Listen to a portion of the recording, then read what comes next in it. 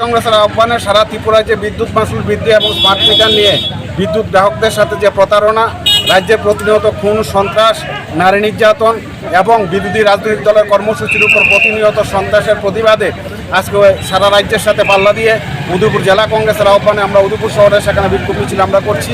সেই বিক্ষোভ মিছিল থেকে আমরা দাবি করতে চাই, অবিলম্বে বিদ্যুৎ মাশুল বৃদ্ধি করা চলবে না, বিদ্যুৎকে বেসরকারীকরণ করা চলবে না। স্মার্ট মিটারের নামে রাজ্যের মানুষের সাথে, বিদ্যুৎ ভোক্তাদের সাথে যে প্রতারণা, সেই প্রতারণা অবিলম্বে সেখানে বন্ধ করতে হবে এবং রাজ্যের প্রতিনিয়ত যে সন্ত্রাস, বিধায়ক সুদীপ রায় বর্মন, বিধায়ক গোপাল রায়ের উপর যে রাজনৈতিক সন্ত্রাস হয়েছে, যারা আক্রমণ করেছে, অবিলম্বে তাদের গ্রেপ্তার করতে হবে। না হলে আগামী দিন আমরা উদয়পুর জেলা কংগ্রেস আমরা বৃহত্তর আন্দোলন আমরা সংগঠিত করব। রাজ্যের স্বৈরাচারী সরকার প্রতিনিয়ত আমাদের রাজ্যে বিদ্যুৎ মাশুল বাড়িয়ে চলছে। বিদ্যুৎ মাশুলের নামে 2000